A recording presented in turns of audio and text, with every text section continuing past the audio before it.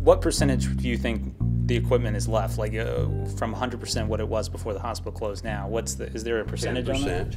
10%. 10%, basically nothing.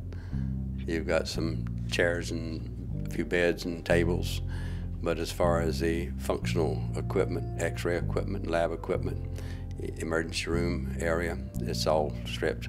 I suspect that there's probably $4 or $5 million worth of equipment. If you had to go out on the market and buy it, you had $4 or $5 million to replace what's been removed.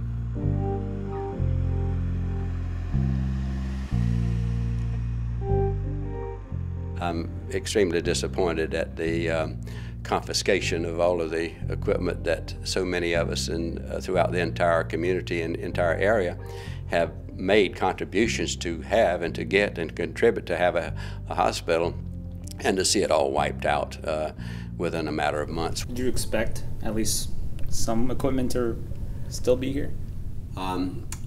Well, yeah, I suspect the equipment was good enough and then modern enough that they found places that it would be functional and usable. Otherwise, you would have come through and seen a whole bunch of derelict equipment or aged equipment present. You don't see that. So, in my opinion, the equipment was removed because it still had life and usability. It was the pride and joy of the community, and we had tremendous support from all the local people to put this hospital together. That was one of the major reasons that I came to town, was because they had a hospital and it had only one physician. So I was serving in the United States Navy as a flight surgeon down in the Marine Corps Air Facility in New River in Jacksonville. The station medical office was there, and then it was only a few miles to come up here. So I mustered out of the military and came to Belhaven and went to work right here in this hospital in my office on the same day. So just walking through the hospital, what's the condition right now? The condition of the hospital is not that bad.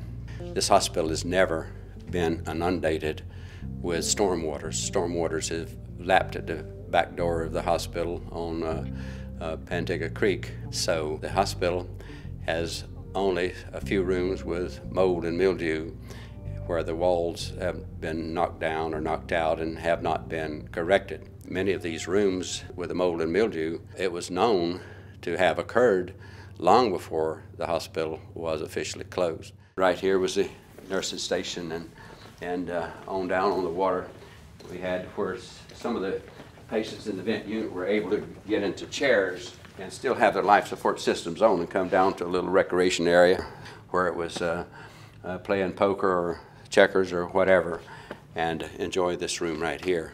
This was always a choice room right on the water. Just looking at this hospital, it's pretty barren, obviously. Yeah. Are you mad? Are you sad? What are you both.